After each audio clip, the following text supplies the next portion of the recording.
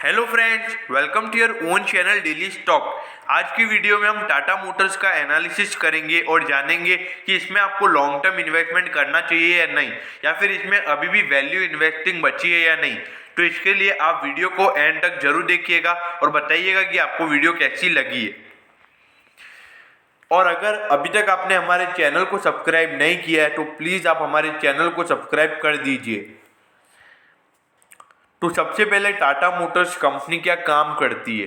तो भाई साहब, किसी भी कंपनी के बारे में अगर आपको पता होना चाहिए, किसी भी कंपनी में अगर आप इन्वेस्टमेंट कर रहे हो तो सबसे पहले ये पता होना चाहिए कि कंपनी क्या काम करती है।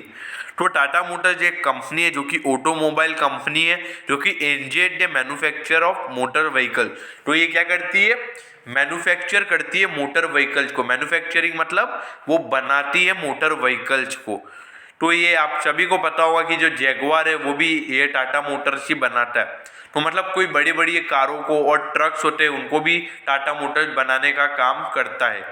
तो ये जो टाटा मोटर्स क्या काम करता है ये तो वो हो गया। अब हमको ये देखना है कि टाटा मोटर्स के फंडामेंटल्स कैसे हैं। तो मैं यहाँ पे आपके लिए टाटा मोटर्स के फंडामेंटल्स लेके आ गया हूँ। अगर आप टाटा मोटर्स के फंडामेंटल्स की बात करें तो टाटा मोटर्स का फंडामेंटल्स, अगर आप अभी इसका पी रेशियो देखोगे तो इसका पी रेशियो अभी -3.78 पे चल रहा है। इसका ये इंडिकेशन है कि कंपनी बहुत लॉस कर रही है और कंपनी अभी घाटे में चल रही है। लेकिन अगर आप इसके पीबी रेशियो की बात करोगे तो पीबी रेशियो ये बता रहा है कि ये अभी एक अंडर वैल्यूड स्टॉक है, क्योंकि पीबी रेशियो लगभग 0.88 के लगभग ही है। तो ये एक अच्छा इंडिकेशन है। और यही अगर आप सेक्टर का पी देखोगे तो सेक्टर का पी खासा महंगा है, 73 के पे सेक्टर का पी चल रहा है, जबकि आप सेक्टर का पी भी देखिए 3.07। तो ये क्या इंडिकेशन दे रहा है कि ये इंडिकेशन ये दे रहा है कि भाई साहब कंपनी लॉस कर रही है। तो एक तरीके से कंपनी का पी रेशियो की वजह से शेयर प्रीमियम वैल्यूएशन पे, लेकिन अगर आप बुक वैल्यू के मुकाबले देखोगे तो शेयर अंडर वैल्यूड है। तो ये क्या हो गया कि शेयर एक मिडल रेंज में चल रहा है। अगर यहाँ पे कंपनी प्रॉफिट बुक कर लेती है तो आपको ये शेयर अच्छा खासा अपवर्ड मूवमेंट दिखाता हुआ नजर आएगा। और अगर आप इसके मार्केट कैपिटलाइजेशन की बात करें तो इसका मार्केट कैपिटलाइजेशन जो है वो लगभग 44,500 करोड़ का है। लेकिन इसका जो मार्केट कैपिटलाइजेशन है वो ईयर ऑन ईयर बेसिस पे रिड्यूस होता गया है। अब वो क्यों हुआ है, क्योंकि कंपनी कंटिन्यूसली लॉसेज रिपोर्ट कर रही थी और अभी तक कंपनी प्रॉफिट में नहीं आ पाई है। तो इसके चलते लगातार इसकी मार्केट कैपिटलाइजेशन में रिडक्शन होते हुए नजर आया है। अगर आप इसकी मैं 2-3 साल पहले अगर मैं इसकी मार्केट कैपिटलाइजेशन की बात करूं तो ये अराउंड 1 लाख करोड़ का ये इसकी मार्केट कैपिटलाइजेशन वाला ये स्टॉक था। लेकिन अभी ये लगभग 45,000 करोड़ की ही इसकी मार्केट कैपिटलाइजेशन है। तो ये एक सोचने की बात बन गई है लोगों के लिए, क्या इसमें इन्वेस्टमेंट करना है या नहीं। तो इसके लिए हमको वीडियो को एंड तक जरूर देखना है आप सभी लोगों को। ये देखिए, ये कंपनी की जो मैं बैलेंस शीट जो नहीं है, ये टॉप लाइन और कंपनी की बॉटम लाइन। टॉप लाइन क्या होता है, कंपनी के रेवेन्यूज, और बॉटम लाइन होती है कंपनी की प्रॉफिटेबिलिटी। अगर आप कंपनी की टॉप लाइन देखोगे तो कंपनी की टॉप लाइन हर साल लगभग पिछले 3 साल तो लगातार बढ़ी थी, लेकिन 2020 में आप सीधा कर देख सकते हो कि लगभग है ना इसमें बहुत ज़्यादा डिडक्शन देखने को मिल रहा है। ये जो अमाउंट है ये लाख करोड़ में, एग्जैक्टली अमाउंट में आपको आने वाले एक्चुअल फिगर्स आने वाली स्लाइड में बताऊंगा। ये सिर्फ एक बार चार्ट के थ्रू मैं आपको ये इंफॉर्मेशन दे रहा हूँ। तो आप देख सकते हो कि पिछले 2 साल से कंपनी घाटे में है, और ऐसा कि नहीं कि छोटे मोटे घाटे में, घाटा भी कंपनी का खासा ज़्यादा है। इसके चलते कंपनी के शेयर में एक अच्छी खासी गिरावट नजर आई है। लेकिन आप लोगों के लिए खुशखबरी वाली बात है, जिन लोगों ने शेयर को 300-400 रुपए की रेटों पे ले रखा है, कि ये कंपनी धीरे धीरे डेट फ्री होने वाली है।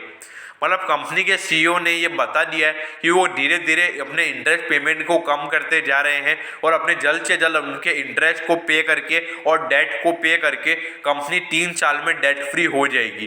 तो अगर कंपनी डेट फ्री हो जाएगी तो उससे क्या होगा कि कंपनी का जो मेन जो लॉस फैक्टर रहेगा, कंपनी की अगर सेल्स इंप्रूव होती रहेगी तो कंपनी को कोई दिक्कतें नहीं होंगी। लेकिन अभी कंपनी के क्या पास डेट भी ज़्यादा है, तो इसके चलते थोड़ी दिक्कतें बनी हुई हैं। अब यहाँ पे अगर इसकी आप प्रमोटर होल्डिंग की बात करें तो कंपनी की जो प्रमोटर होल्डिंग है वो है 42% प्रमोटर के पास, जिसमें से लगभग 1.5% की होल्डिंग प्लेज की हुई है। अब प्लेज की हुई है तो मतलब कंपनी की वर्किंग कैपिटल रिक्वायरमेंट को फुलफिल करने के लिए कंपनी ने इसको प्लेज किया हुआ हो सकता है। लेकिन अगर आप इसके म्यूचुअल फंड की बात करें तो म्यूचुअल फंड की 5.5% है, DII की 13% है और FII की 15% है। तो मतलब बड़े लोगों के पास लगभग 30% की होल्डिंग इस शेयर की पड़ी हुई है। लेकिन इसमें रिटेल इन्वेस्टर्स की जो कैटेगरी है वो लगभग 28% होल्डिंग रिटेल लोगों के पास इसमें पड़ी हुई है, जो कि एक दिक्कत वाली बात मेरे को नज़र आ रही है। क्योंकि अधिकतर जो बढ़िया स्टॉक्स होते हैं ना उसके अंदर रिटेल के जो रिटेल इन्वेस्टर्स होते हैं ना उनकी मतलब उनका इन्वेस्टमेंट नी के बराबर होता है, लेकिन यहाँ पे 28% उनका है। तो ये एक इंडिकेशन है कि ये स्टॉक इसीलिए अभी नहीं भागा है क्योंकि बड़े लोगों ने इसमें माल काटा है और टाटा मोटर्स को रिटेल इन्वेस्टर्स ने बाई किया है। तो जब तक अगर इसके अंदर म्यूचुअल फंड DII इनकी होल्डिंग 5% ये रिटेल इन्वेस्टर से लेके अगर इनके पास नहीं आती है तो जब तक शेयर बुलिश नहीं होगा जब तक आपको इसमें अच्छे रिटर्न देखने को नहीं मिलेंगे। अब यहाँ पे मैं कंपनी को टॉप लाइन और बॉटम लाइन की आपके लिए मैं एक्चुअल फिगर चाहिए। अब आप ये मत समझिएगा कि मतलब ये अमाउंट जो है ये सिर्फ इतनी चाहिए, ये अमाउंट क्या आप करोड़ जोर लगा देना, करोड़। देखिए पिछले साल के मुकाबले अगर आप यहाँ पे देखोगे तो कंपनी के रेवेन्यू में लगभग 40,000 की इनकम का 40,000 करोड़ की इनकम की कंपनी में डिक्रीमेंट देखने को मिला है। आप देखिए 2019 में कंपनी की इनकम थी, टोटल इनकम 3,04,903 करोड़ और इस बार हो गई है 2,64,041 करोड़। तो मतलब 40,000 करोड़ का ईयर ऑन ईयर बेसिस पे डिक्रीमेंट हुआ है। तो इसकी सीधी सी बात है कि इसका इफेक्ट शेयर पे पड़ेगा। तो 40,000 मतलब बहुत ज़्यादा होता है, लगभग 13% ईयर ऑन ईयर ग्रोथ का डिक्रीमेंट देखने को यहाँ पे मिला है साफ साफ। लेकिन बात यहाँ पे खत्म नहीं हो जाती है क्योंकि कंपनी का इंटरेस्ट पेमेंट में भी आपको बढ़ोतरी देखने को मिल रही है। क्यों बढ़ोतरी देखने को मिल रही है? क्योंकि कंपनी को थोड़ा इंटरेस्ट पेमेंट लेना ही पड़ेगा। क्यों? क्योंकि कंपनी घाटे में चल रही है। 40,000 करोड़ का कंपनी के इनकम में डिक्रीमेंट देखने को मिला है और कंपनी ने डेट भी ज़्यादा ले रखा है। तो इसके चलते आप देखोगे कि लगभग 7,000 करोड़ का कंपनी ने इंटरेस्ट पेमेंट किया है। तो जिसके चलते कंपनी का net profit 10,000 crore, net profit नहीं नेट लॉस 10,000 करोड़ का आया है, जो कि खासा ज़्यादा है। तो सीधी सी बात है कि जो शेयर का प्राइस है वो का प्राइस जरूर कम होगा, क्योंकि अगर 10,000 करोड़ ही कंपनी का लॉस 10,000 करोड़ अगर कंपनी लॉस के फॉर्म में दिखा रही है तो सीधी सी बात है कि लोगों को ये बात नेगेटिव लगेगी और इसके शेयर कोई खरीदेगा नहीं। अब अगर हम इसके अर्निंग पर शेयर की बात करें तो कंपनी का जो अर्निंग पर शेयर है वो तो माइनस में चल रहा है पिछले 2 साल से, और वो माइनस में ही चलेगा। वो क्यों माइनस में नहीं चलेगा? क्योंकि अगर कंपनी लॉस कर रही है तो अर्निंग पर शेयर किससे निकलता है? जो कंपनी की अर्निंग्स होती है उसको अगर हम नंबर ऑफ शेयर से डिवाइड करें तो उसके बाद अर्निंग पर शेयर निकल जाता है। तो सीधी सी बात है कि अर्निंग पर शेयर माइनस में ही रहेगा। लेकिन हाँ, ये जब तक पॉजिटिव नहीं आता है जब तक इनके शेयर होल्डर्स के लिए ये दिक्कत वाली बात है। लेकिन इसकी एक पॉजिटिव बात है, जो कि अगर इसके शेयर होल्डर अगर आप हो तो आपके लिए एक पॉजिटिव बात है, वो है इसकी बुक वैल्यू। अगर आप इसकी बुक वैल्यू को देखोगे तो कंपनी की बुक वैल्यू कंटिन्यूसली भले ही डिक्रीज हो रही है, लेकिन मार्केट प्राइस से बुक वैल्यू अभी ज़्यादा है, तो आप इस प्राइस तक भी इसको होल्ड कर सकते हो। लेकिन हाँ, अगर आप सेक्टर के पीई को देखोगे तो वो लगभग 3 के पीई पे ट्रेड हो रहे हैं। तो आप इसको भी अगर 3 के पीबी रेशियो, पीबी मतलब प्राइस टू बुक, मतलब इतना टाइम्स अगर शेयर का प्राइस, तो अगर आप इसको भी 3 के पीबी तक अगर देखते हो, अनुमान लगाते हो, तो लगभग 500 से ऊपर आपको ये शेयर जाता हुआ दिख सकता है। अगर इसमें एक अच्छा खासा म्यूचुअल फंड, DII या FI किसी का पैसा अगर इसके अंदर डाला जाए तो। और हाँ, आपके लिए खास बात ये भी है कि टाटा मोटर्स के अंदर हमारे श्री राकेश झुनझुनवाला जी ने भी 4 करोड़ शेयर खरीदे थे सितंबर महीने में, और 4 करोड़ शेयर बहुत ज़्यादा होते हैं, तो आपको ये भी पता होना चाहिए। और अभी जो शेयर में थोड़ा सा इंक्रीमेंट आया वो उनके बदौलत आया, क्योंकि मार्केट में ये न्यूज आ गई थी तो बहुत सारे लोगों ने इसमें खरीदारी भी की है। और अगर हम यहाँ पे ग्रॉस प्रॉफिट मार्जिन परसेंटेज की बात करें तो ग्रॉस प्रॉफिट मार्जिन परसेंटेज थोड़ा डिक्रीज जरूर हुआ है, लेकिन एक हद तक डिक्रीज नहीं हुआ है। लेकिन यहाँ पे अगर ग्रॉस प्रॉफिट मार्जिन 10% से ज़्यादा होता तो मेरे को बढ़िया लगता। लेकिन हाँ, अगर अभी 8% है और अगर कंपनी घाटा कर रही है तो उसके लिए मैं इसको भी एक रीजनेबली ओके बोलूँगा। और अगर आप यहाँ पे ऑपरेटिंग मार्जिन परसेंटेज की बात करें तो कंपनी के ऑपरेटिंग प्रॉफिट मार्जिन परसेंटेज इस बार माइनस में आ गए हैं। तो ये तो सीधी सी बात है कि कंपनी के एक्सपेंसेस भी ज़्यादा हो गए हैं, तो इसके चलते operating profit margin percentage minus में ही आएगा। और वो क्यों माइनस में नहीं आएगा? क्योंकि कंपनी के 40,000 करोड़ की कंपनी की टोटल इनकम में डिक्रीमेंट हुआ है, तो सीधी सी बात है कि यहाँ पे operating profit margin percentage decrease होगा। लेकिन अगर आप यहाँ पे नेट प्रॉफिट मार्जिन परसेंटेज की बात करें तो इसमें भी डिक्रीमेंट देखने को मिला है। और पिछले 2018 के बाद कंपनी कंटिन्यूसली दोनों साल में कंपनी का जो नेट प्रॉफिट मार्जिन परसेंटेज है वो माइनस में ही है, मतलब नेगेटिव है। तो ये शो कर रहा है कि कंपनी बहुत ही बुरी दिक्कतों का सामना कर रही है।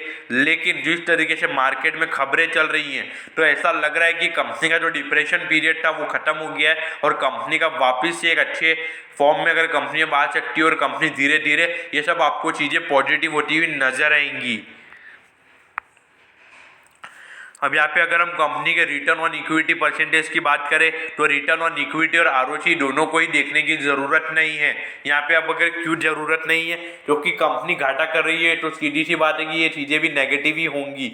लेकिन हाँ, हमको इसके अलग फैक्टर्स भी ध्यान में नज़र रखने पड़ेंगे, क्योंकि टाटा मोटर्स मेन काम धंधा क्या है? कंपनी का मेन धंधा है ट्रक बेचना, मैन्युफैक्चर करना।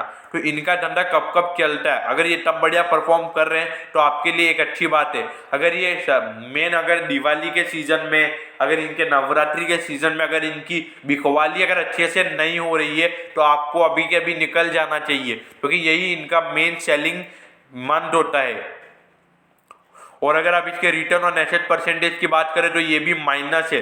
तो भाई साहब, अगर कंपनी को अगर आप बैलेंस शीट में देखोगे तो बैलेंस शीट में कंपनी खासी पुअर लग रही है।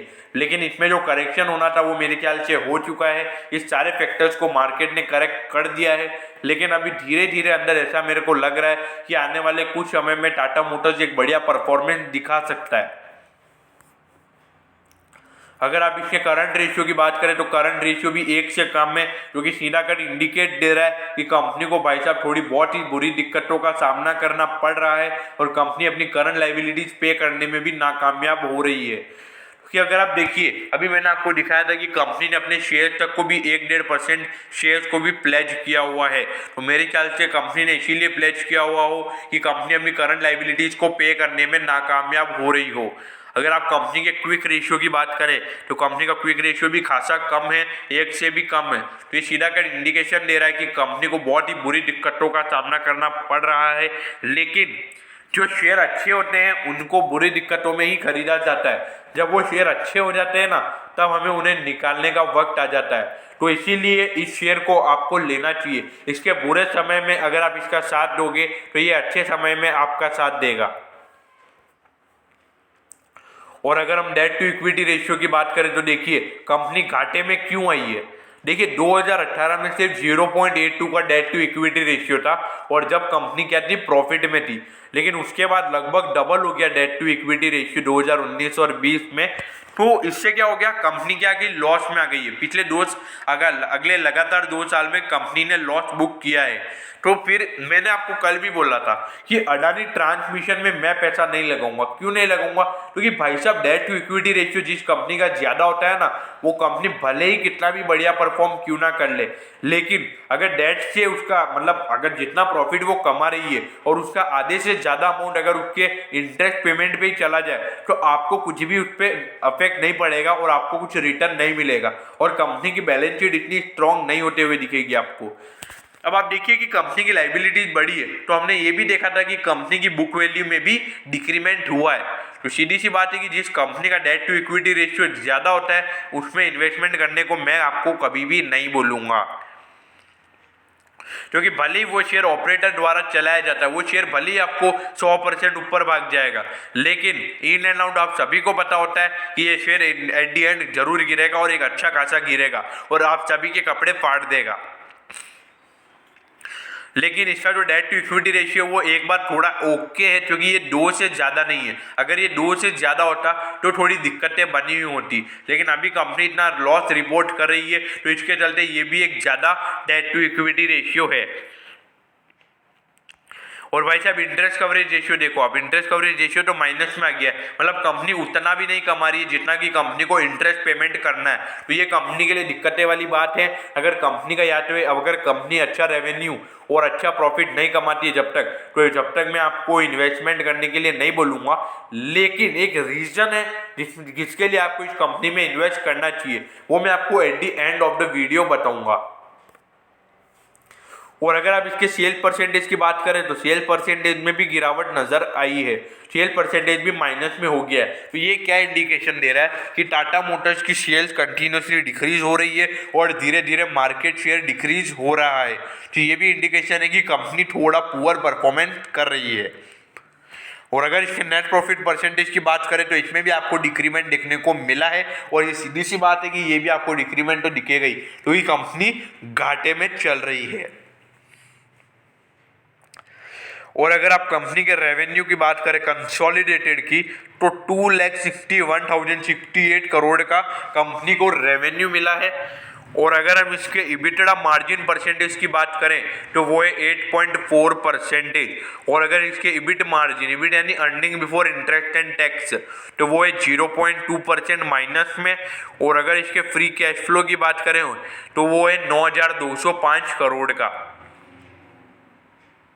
और अगर इसके एब्सोल्यूट की रिडक्शन की बात करें तो वो है 33.4%। और अगर इसकी कम्युनिटी आउटरीच की बात करें तो वो है 7,63,600। और अगर इसके कम्युनिटी रीच की बात करें तो वो है 21,11,015। अब ये भाई साहब ये देखिए, भले ही मार्केट शेयर घाटे में चल रही है कंपनी, बात मानता हूं मैं, सब सही है, ये पॉजिटिव देखिए आप, 125 कंट्रीज से भी ज़्यादा में एक टाटा मोटर्स का कारोबार चलता है, क्योंकि इंडिकेशन है कि टाटा मोटर्स कोई छोटी मोटी कंपनी नहीं है, मतलब ऑल ओवर दी वर्ल्ड एक जानी पहचानी कंपनी है। इसके कस्टमर टच पॉइंट की बात करें तो भाई साहब 8,400 से भी ज़्यादा कस्टमर टच पॉइंट है इसके। अब ये थोड़ा सा एक अच्छा सा चार्ट आपके लिए, ट्रायंगल जैसा देखिए। पहले पर्पस क्या है, experiences people love for life. देखिए टाटा मोटर्स नैनो लेके आया था, क्यों लेके आया था, क्योंकि उनको क्या कहते हैं कि एक लोगों को एक बजट में एक कार देनी थी, तो इसीलिए मतलब लोगों को क्या ज़रूरत है, तो उनका मेन पर्पस ये है कि जो उनकी ज़रूरत हो उनको वो सर्व करे। Business destination zero, Jaguar, land rover, range rover है, सॉरी ये तो आप देख सकते हो कि भाई साहब इतनी बड़ी कारों में भी ये बनाते हैं, बड़ी कारें में भी इनका नाम है, छोटी कारों में भी नाम है, और मीडियम रेंज वाली कारों में भी इनका नाम है। क्वालिटी, इनोवेशन और प्रॉफिटेबिलिटी ये इनके पेशेंस हैं। और अगर वैल्यूज की बात करें तो कस्टमर फर्स्ट, मतलब पहले कस्टमर फिर बाद में profit, integrity, responsibility, excellence, unity और अपने लास्ट में पायनियरिंग। भाई साहब सब चीज़ें पॉजिटिव है और ये सीधा कर इंडिकेट कर रहा है कि ये कस्टमर्स को एक अच्छे से सर्व करते हैं। तो भाई साहब ये भी आपको पता होना चाहिए कि टाटा जी ये हैं जिन्होंने 1,500 करोड़ इंडिया को दिए थे जब इंडिया एक बुरे हालातों से गुजर रहा था। अब इसके रेवेन्यू मिक्स की अगर हम बात करें तो भाई साहब इसको सबसे ज़्यादा अगर रेवेन्यू जो होता है कंपनी का वो होता है Tata and Jaguar land rover, चलो इसको होता ही है। उसके बाद Tata and other brand vehicles, तो भाई साहब इसका मेन धंधा होता है इससे, ये अपना व्हीकल फाइनेंसिंग से इसको बहुत नी के बराबर धंधा होता है, लेकिन इसका मेन धंधा होता है जैगुआर लैंड रोवर और Tata and other brand vehicles से। और अगर हम इसकी बात करें तो इसकी 5 मैन्युफैक्चरिंग फैसिलिटीज़ हैं, और R&D की बात करें रिसर्च एंड डेवलपमेंट तो वो भी 3 है। और अगर हम इसके एक व्हीकल सोल्ड की बात करें यूनाइटेड किंगडम में तो भाई साहब 1,10,000 की इन्होंने व्हीकल सोल्ड किए यूनाइटेड किंगडम के अंदर। और अगर हम इसके रेवेन्यू की बात करें तो भाई साहब लगभग 40,000 करोड़ का कंपनी का रेवेन्यू है यहाँ पे यूनाइटेड किंगडम में। तो मतलब लगभग कंपनी की अगर आप कारोबार की बात करोगे तो कंपनी का लगभग अगर आप 25 से 30% कारोबार यहीं पे होता है। और ये मैं आपके लिए नॉर्थ अमेरिका का डेटा लेके आया हूँ। नॉर्थ अमेरिका में तो भाई साहब इससे भी ज़्यादा है, 52,000 करोड़ का कंपनी का रेवेन्यू है। और यहाँ पे कंपनी ने 1,35,000 करोड़ मतलब सॉरी 1,35,000 गाड़ियाँ बेची है यहाँ पे। और यहाँ पे एक research and development design centre यहाँ पे, जबकि यूनाइटेड किंगडम में 3 है। और अगर आप यूरोप की बात करोगे तो यूरोप में भी लगभग 40,000 करोड़ का रेवेन्यू है। यहाँ पे भी कंपनी ने 1 लाख से ऊपर गाड़ियाँ बेची है, 1,13,000 कंपनी ने यहाँ पे गाड़ियाँ बेची है। और यहाँ पे भी मैन्युफैक्चरिंग फैसिलिटीज भी कंपनी की 2 हैं। और अगर आप इसकी डिजाइन सेंटर की बात करोगे R&D वाले की, मतलब R&D मतलब रिसर्च एंड डेवलपमेंट, वहाँ पे कंपनी देखती है कि लोगों की क्या ज़रूरत है। तो यहाँ पे यूरोप में भी कंपनी का एक research and development design centre है। और अगर आप चाइना में बात करोगे तो चाइना में भी कंपनी का एक जेवी vehicle and engineering engine manufacturing facility यहाँ पे भी है। वैसे चाइना में तो कंपनी का धंधा कम नजर आ रहा है, क्योंकि आप यहाँ पे देख सकते हो कि यहाँ पे सिर्फ 38,000 गाड़ियाँ ही बिकी है। लेकिन यहाँ पे कंपनी के रेवेन्यू में कोई दिक्कतें नहीं है, क्योंकि यहाँ पे कंपनी ने लगभग 30,000 करोड़ का रेवेन्यू कमाया है। लेकिन ऑल्दो ऐसा सुनने में आ रहा है कि धीरे धीरे टाटा मोटर्स वहाँ पे अपना काम धंधा बंद करने वाला है। और ऐसा मतलब चाइना में अभी वो कारोबार नहीं करेगा, क्योंकि अभी चाइना और इंडिया के जो रिलेशन चल रहे हैं उसके चलते उन्होंने इस पर मेन फोकस किया है। और धीरे धीरे वो भी इस सर्विस को बंद करना चाह रहे हैं। और अगर आप यहाँ पे मैन्युफैक्चरिंग फैसिलिटी, जो कि अपना इंडिया महान भारत की अगर हम बात करें तो यहाँ पे तो भाई साहब 10 मैन्युफैक्चरिंग फैसिलिटी, मतलब सबसे ज़्यादा मैन्युफैक्चरिंग फैसिलिटीज़ इन्होंने इंडिया में खोल रखी है। इन्हें इंडिया के लोगों को सर्व करना अच्छे से जानते हैं। और सबसे ज़्यादा अगर यहाँ पे फैसिलिटीज़ है तो सबसे ज़्यादा एम्प्लॉयमेंट अपॉर्चुनिटीज़ इंडिया में इन्होंने बनाई हैं। और अगर R&D की बात करें तो यहाँ पे 2 डिज़ाइन सेंटर्स R&D के भी हैं। और अगर व्हीकल सोल्ड की बात करें तो भाई साहब 4,51,000 व्हीकल्स इंडिया में सोल्ड हुए हैं। तो ये आप देख सकते हो कि कंपनी का जो मेन कारोबार है वो है इंडिया में और यूनाइटेड किंगडम में और यूरोप में। ये 3 मेन कंट्रीज हैं। मतलब यूरोप तो एक कंटिनेंट हो जाता है, तो एक तरीके से कंट्री आप मान लीजिए। तो इन 3 के अंदर कंपनी का मेन कारोबार है। और most of the 50% revenue in 3 countries से कंपनी को मिलता है। और आप देखिए कि इंडिया में इनका जो प्रॉफिट मार्जिन परसेंटेज है वो भी कम है, क्योंकि इंडिया में सबसे ज़्यादा गाड़ियाँ बिकी है, लेकिन रेवेन्यू देखिए 47,000 करोड़ का ही है। अब इसकी कमर्शियल व्हीकल्स की बात करते, जैसा कि मैंने आपको बोला था कि ये ट्रक्स भी बेचता है, जो मतलब जो माल ट्रांसपोर्ट करने के लिए ज़रूरी होता है उसको। तो एक है इंट्रा V10 एंड V20। ये आपने देखा होगा कि इसके अंदर जो गैस की टंकीज होती है, मतलब सिलेंडर होता है, वो इसके अंदर आता है। एक होता है अल्ट्रा। अब अल्ट्रा मतलब वो बड़ा होता है ना, बड़ा सा ट्रक, वो होता है अल्ट्रा। और एक होता है प्रीमा।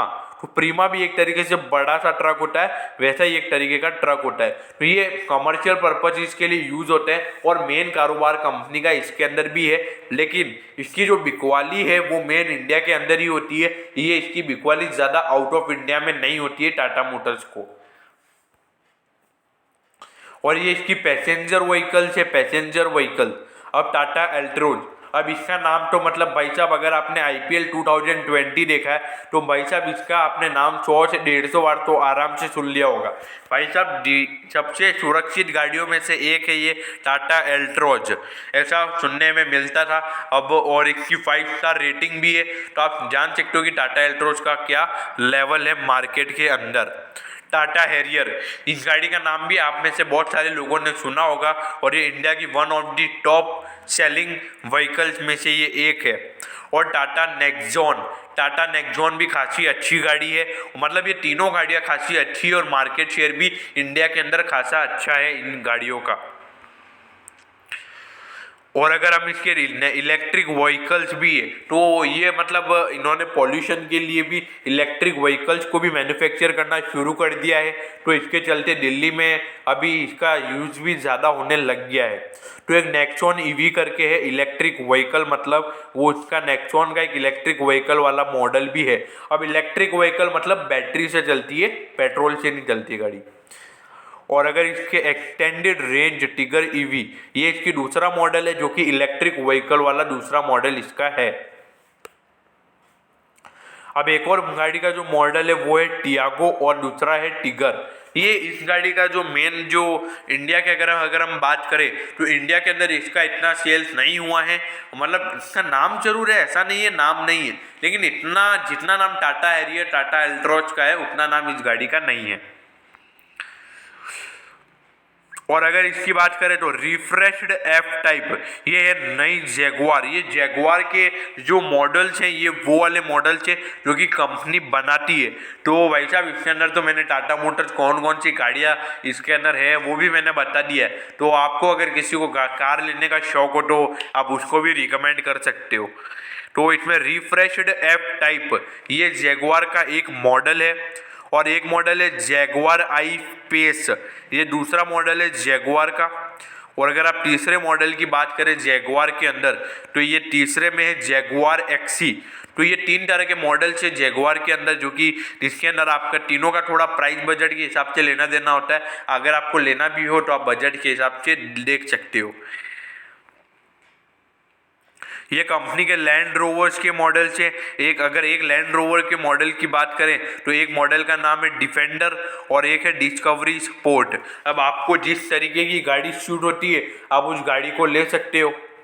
वैसे मैं यहाँ पे इसकी मतलब कौन कौन सी ये गाड़ियाँ बेचता है मैं आपको वो शेयर कर रहा हूँ, लेना है नहीं लेना वो आपके ऊपर है। अभी मैं एट दी एंड आपको बताने वाला हूँ कि कंपनी के शेयर में मतलब आपको क्या करना है, लेना है कि नहीं लेना है। और अगर हम इसके रेंज रोवर की बात करें तो रेंज रोवर में भी भाई साहब के 2 मॉडल है। एक नया मॉडल अभी आया है और पिछले वाले मॉडल का नाम था इवोक। ये 2 रेंज रोवर के भी इसके मॉडल हैं। अब इसके फाइनेंशियल की अगर हम बात करें तो इसकी अगर आप सेल्स वॉल्यूम देखोगे तो पिछले 3 साल के मुकाबले FY20 में कंपनी का खासा पुअर परफॉर्मेंस रहा है, और ये इंडिकेशन है कि कंपनी की सेल्स बहुत ही हद से ज़्यादा गिरी है। अगर इसके पैसेंजर व्हीकल्स की बात करें तो पैसेंजर व्हीकल्स भी इंडिया में गिरी है, और मतलब इंडिया के ऑल ओवर गिरी ही है। कमर्शियल व्हीकल्स में भी कंपनी की सेल्स में डिक्रीमेंट देखने को मिला है। और अगर आप इसके सेल्स वॉल्यूम की बात करोगे टोटल ओवरऑल तो ओवरऑल में ज़्यादा डिफरेंस नहीं दिख रहा है।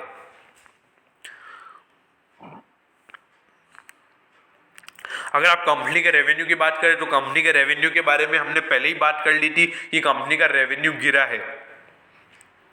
और अगर हम इसके नेट ऑटो डेप्ट शेयर होल्डर्स इक्विटी की बात करें तो शेयर होल्डर इक्विटी बहुत बड़ी है। अगर हम FY19 के मुकाबले कंपैरिजन करें तो इबिटेडा मार्जिन की बात करें तो इबिटेडा मार्जिन भी कंपनी का गिरा है, जिसके बदौलत कंपनी की प्रॉफिटेबिलिटी लॉस में जाती हुई नजर आई है। अगर इसकी कैश फ्लो की बात करें तो भाई साहब किसी भी बिजनेस में मेन सबसे ज़्यादा जरूरी है, अगर वो लॉस प्रॉफिट कर रहा है वो जरूरी नहीं है, लेकिन कैश का इनफ्लो होना बहुत जरूरी है। और इस बिजनेस में वही है कि कैश का इनफ्लो खासा अच्छा है, और ये एक पॉजिटिव बात है अगर हम इसको टाटा मोटर्स की अगर देखें कैश फ्लो को। अब इसके नॉन फाइनेंशियल की अगर हम बात करें तो इसकी पेटेंट ग्रांटेड में बढ़ोतरी नजर आई है। और अगर इसके GHG इमिशंस की बात करें तो इसमें भी कंसिस्टेंसी नजर आई है। अगर रेशियो की बात करें female employees to total employees की तो वो भी अगर आप देखोगे कि 5.78, मतलब ज़्यादा ये अपने क्या कहते हैं कि इनको एम्प्लॉय करने में भरोसा रखते हैं, और इनका ये मानना है कि ये अधिकतर मतलब एम्प्लॉयज़ को एम्प्लॉय करते रहेंगे। तो क्या आप देखिए कि पिछले 3 साल से लगातार वुमेन एम्प्लॉयज़ में बढ़ोतरी देखने को मिली है। अगर आप कंपनी के वाटर कंजम्पशन की बात करेंगे तो कंपनी के वाटर कंजम्पशन में आपको बढ़ोतरी दी हुई है। अभी इसमें ये दिखा रहा है कि कंपनी वाटर बहुत ज़्यादा कंज्यूम कर रही है। अगर एनर्जी कंजम्पशन की बात करें तो जो कि जैगुआर लैंड रोवर में एनर्जी कंजम्पशन है तो उसमें भी एक बढ़ोतरी देखने को मिली है। तो मतलब जैगुआर लैंड रोवर को बनाने के लिए कंपनी का कंजम्पशन बढ़ रहा है, एनर्जी कंजम्पशन। अगर इसके स्कोप 1 GHG एमिशन की बात करें तो वो भी बड़ा है। अगर इसके वेस्ट जनरेशन की बात करें, इतने टन का इन्होंने वेस्ट जनरेट किया है तो वो है लगभग 10,000 टन का इन्होंने वेस्ट भी जनरेट किया है। और अगर हम रिन्यूएबल एनर्जी कंजम्पशन की बात करें तो उसमें भी आपको बढ़ोतरी देखने को मिली है, और कंपनी ने इतना रिन्यूएबल एनर्जी भी कंज्यूम किया है। और अगर आप कंपनी के डोमेस्टिक होलसेल की बात करें तो वो है लगभग 312.3। अगर डोमेस्टिक रिटेल की बात करें तो वो है 361.0। और अगर आप एक्सपोर्ट्स की बात करें तो वो है 29.7। डोमेस्टिक होलसेल की बात करें कार्स की तो वो है 131.8। होलसेल मतलब 5-6 गाड़ियाँ कोई साथ में ले जाता है वो। डोमेस्टिक रिटेल की बात करें तो उसमें 148.8। अगर एक्सपोर्ट की बात करें तो 1.5। अब इनके न्यू इलेक्ट्रिकल व्हीकल प्रोडक्ट्स की अगर हम बात करें तो टिगर एवी, जिसके अंदर आप 213 किलोमीटर की रेंज है और ये मतलब क्या कहते हैं कि 2 घंटे में ये चार्ज भी हो जाती है। तो मतलब आप 213 किलोमीटर तक इस गाड़ी से जा सकते हो। अगर नेक्सॉन ईवी की बात करें तो ये गाड़ी थोड़ी अच्छी है, ये 312 किलोमीटर तक आपको ले जा सकती है। और इसमें एक अच्छी बात ये है कि 1 घंटे में गाड़ी फुल चार्ज हो जाएगी। तो मेरे ख्याल से तो आने वाले समय में तो भाई साहब ये पेट्रोल तो चला जाएगा, मेरे ख्याल से इलेक्ट्रिक व्हीकल्स ही चलनी है। और मेरे ख्याल से ये इन्होंने देख लिया है, इन्होंने फ्यूचर देख लिया है और मेरे ख्याल से धीरे धीरे आपको इलेक्ट्रिक व्हीकल प्रोडक्ट में एक अच्छी खासी सेल्स में बढ़ोतरी दिखने को मिलेगी। अब कंपनी के एसेट अंडर मैनेजमेंट की बात करें तो कंपनी के अभी एसेट अंडर मैनेजमेंट लगभग 36,881 करोड़ हैं। और अगर मार्केट शेयर की बात करें तो ये देखिए मार्केट शेयर देखिए कंपनी का 30% मार्केट शेयर, मतलब 100 में से 30 गाड़ियां टाटा मोटर्स की बिकती है इंडिया में। और प्रॉफिट बिफोर टैक्स कंपनी का 149 करोड़। अब भाई साहब मैं टाटा मोटर्स का जो शेयर का प्राइस है उसका हम एनालिसिस करेंगे और जानेंगे कि शेयर में आपको इन्वेस्टमेंट करना है या नहीं। देखिए भाई साहब ये शेयर अभी आपको 146 की रेटों पे मिल रहा है और इसका अगर आप 5 साल या फिर ऑल टाइम हाई भी अगर आप इसका मानो तो ऑल टाइम हाई इसका लगभग 700 रुपये पे। लेकिन अब आप सोच रहे होंगे कि मतलब कुछ लोग होंगे जिनके पास 550 की रेटों पे टाटा मोटर्स पड़ा होगा, तो भाई साहब इसमें आपको दिक्कत लेने की कोई ज़रूरत नहीं है। लॉन्ग टर्म इन्वेस्टमेंट के बेसिस पे अगर आपने इनमें इन्वेस्टमेंट किया है तो अगर 700 की रेटों पे लेके बैठे हो तो भाई साहब इसमें अभी इन्वेस्टमेंट कीजिए। आप इसमें अभी इन्वेस्टमेंट करना चाहिए आपको। जिनके पास भी इसमें महंगे रेटों में टाटा मोटर्स के शेयर अवेलेबल हैं तो मैं आपको बोलता हूँ कि आप इसको शेयर को लेते रहो और हर डिप पे लेते रहो। क्योंकि भाई साहब टाटा मोटर्स का मेन मोटिव क्या होने वाला है कि वो 3 साल में डेट फ्री होने वाली है। अगर कंपनी 3 साल में डेट फ्री होने में कामयाब हो जाती है तो इसमें सबसे बड़ी दिक्कतें दूर हो जाएगी। और अगर डेट फ्री हो गई मेरे ख्याल से उस वक्त शेयर का प्राइस लगभग 500 रुपये पहुंच जाएगा। और मेरे ख्याल से अभी इसका इलेक्ट्रिक व्हीकल्स का जो सेल्स है वो अभी तक इतना अच्छा खासा बढ़ा नहीं है, लेकिन आने वाले समय में मेरे ख्याल से इलेक्ट्रिक व्हीकल का डिमांड मार्केट में आपको बढ़ते हुए नजर आएगा। तो उसके चलते इंडिया में अगर टेस्ला मोटर्स पहले नहीं आते तो उसके चलते टाटा मोटर्स को एक मोनोपोली वाला बिजनेस हो सकता है। और इसके चलते अपने क्या कहते हैं कि टाटा मोटर्स की जो इलेक्ट्रिक व्हीकल्स है उसमें एक अच्छी खासी सेल्स आपको नजर आ सकती है और कंपनी का बिजनेस पहले वाले लेवल पे आपको फिर से दिख सकता है। हाँ ये मैं बोलूँगा कि इस रेट पे लॉन्ग टर्म जिन्होंने अभी लिया हुआ नहीं है ना उसको इस रेटों पे नहीं लेना चाहिए, क्योंकि इस पे एक सही रेट नहीं बन रही है टाटा मोटर्स की। लगभग 120 रुपये तक का इसमें इंतजार कीजिए, पूरा पैसा साथ में मत डालिएगा, क्योंकि भाई साहब ये शेयर बाजार है, ये एक शार्प मार्केट है, यहाँ पे आपको टेंशन के साथ चलना होता है। तो 120 रुपये से बाइंग चालू कीजिए, फिर जैसे जैसे गिरता है तो हर डिप पे आप इसमें इन्वेस्टमेंट कर सकते हो। तो मैं होप करता हूं कि आपको टाटा मोटर्स के शेयर का एनालिसिस अच्छे से समझ में आया होगा। अगर आपको एनालिसिस अच्छे से समझ में आया हो और अगर आपको किसी और कंपनी के भी के एनालिसिस की भी अगर आपको वीडियो चाहिए तो आप कमेंट सेक्शन में ज़रूर बता सकते हो। Okay, thank you. और प्लीज़ वीडियो को लाइक कर दीजिएगा और अपने दोस्तों के साथ शेयर कर दीजिएगा।